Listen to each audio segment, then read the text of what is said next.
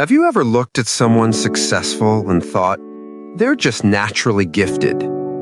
Have you ever studied late at night, failed anyway, and quietly wondered if effort really matters?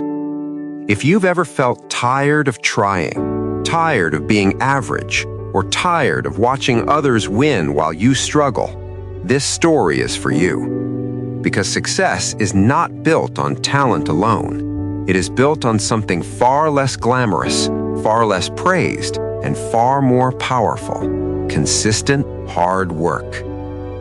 In a small town where everyone knew everyone, lived a boy named Arav. He wasn't poor and he wasn't rich. He wasn't a troublemaker and he wasn't a star student either. He was invisible. In class, teachers rarely called his name. When results were announced, his scores sat safely in the middle, never high enough to impress, never low enough to worry anyone. But Arav noticed something early. The students everyone admired, the toppers, the geniuses, the ones teachers praised, were treated differently. People listened when they spoke. Parents compared their children to them. Teachers predicted bright futures for them. And Arav wanted that future too. The problem was, no matter how hard he felt he tried, the results never followed. He studied the night before exams. He memorized definitions. He underlined important sentences. Yet when papers were returned, the red marks told the same story every time: average. One evening, after receiving another disappointing math test, Arav sat on the edge of his bed, staring at the ceiling. His friend Rohan had scored 95. Arav had scored 56. Rohan laughed easily. "Bro, math is just easy for me." That sentence stayed with Arav for days. What if success is only for people who are naturally smart? What if effort doesn't matter as much as talent? Slowly, without realizing it, Arav began to lower his expectations of himself. Everything changed one afternoon in the school library. Arav had gone there not to study, but to escape. Exams were coming, pressure was rising, and failure felt inevitable. As he wandered between shelves, he noticed an old man arranging books. This was Mr. Iyer, the school librarian. Mr. Iyer looked up and smiled. "You look like someone carrying a heavy bag." Arav shrugged. "I'm just tired, sir." "Tired of studying?" "Tired of studying and still failing." Mr. Iyer nodded slowly, as if he had heard this many times before. He pulled out a chair. "Sit." Arav hesitated, then sat. "Tell me, Arav," Mr. Iyer said, "how many hours do you study?" 3, sometimes 4 hours before exams? And on normal days? Arav was quiet. 30 minutes? 1 hour? Mr. Iyer guessed. "Sometimes nothing," Arav admitted. Mr. Iyer smiled gently. "Then you're not failing because you're not smart.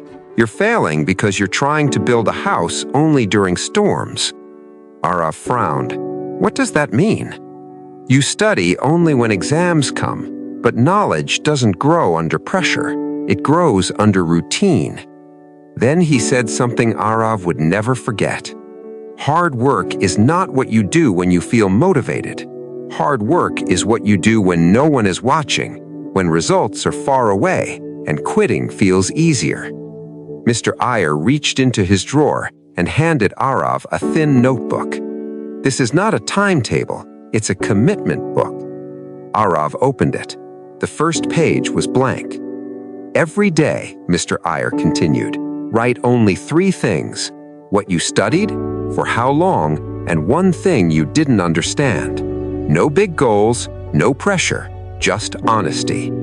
Arav looked disappointed. "That's it?" Mr. Iyer smiled.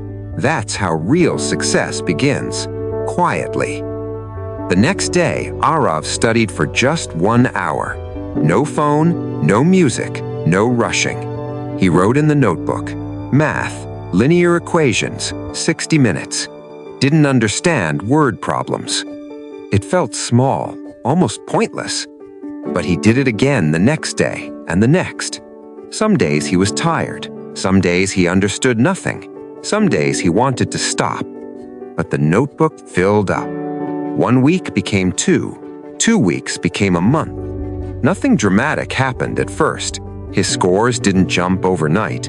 No one noticed his effort. And that was the hardest part. Hard work without applause feels lonely. But something subtle was changing. He started recognizing patterns in questions. He asked better doubts in class. He stopped panicking during tests. For the first time, studying felt less like punishment and more like preparation. Midterm exams arrived. Arav walked into the exam hall calmer than usual. Not confident, just steady. When the results were announced, he scanned the list. Math, 72. It wasn't a top score, but it was the highest he had ever achieved. That night, Arav stared at the number, not because it was impressive, but because it was earned. He ran to the library the next day. "Sir," he said, breathless, "it worked." Mr. Iyer chuckled. "No, you worked." "But I still didn't top," Arav said. Mr. Iyer leaned forward. "Let me ask you something. Do you want quick praise or lasting success?" Arav replied without hesitation, "Lasting success." "Then understand this," Mr. Iyer said. "Success rewards patience before it rewards talent." Arav continued his routine. 1 hour became 2. 2 became 3. He failed sometimes. He doubted himself often, but he never stopped tracking his effort.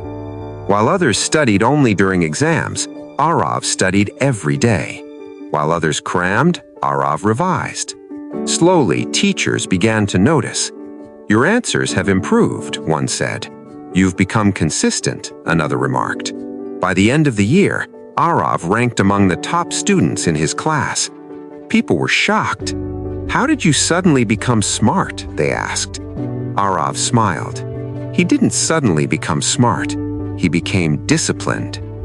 On the last day of school, Arav visited Mr. Iyer one final time. "Sir," he said, "what if I fail again in the future?" Mr. Iyer smiled. "Then you'll do what successful people always do." "What's that?" "You'll work again, quietly, patiently, consistently." He paused, then added, "Talent opens doors. Hard work keeps them open." If you're a student watching this and feeling behind, let me tell you the truth no one tells you. You don't need to be the smartest. You don't need to be the fastest. You don't need perfect motivation. You need discipline. You need consistency. You need the courage to work when results are invisible. Study when no one claps. Practice when no one believes. Prepare when success still feels far away. Because one day, effort will speak for you. And when it does, it will speak loudly. If this story motivated you, do not forget to subscribe, like this video, and share it with a student who's struggling, and comment below. What is one subject or habit you'll start working on consistently from today? Remember, hard work doesn't guarantee immediate success, but lack of hard work guarantees failure. Your future is watching what you do today.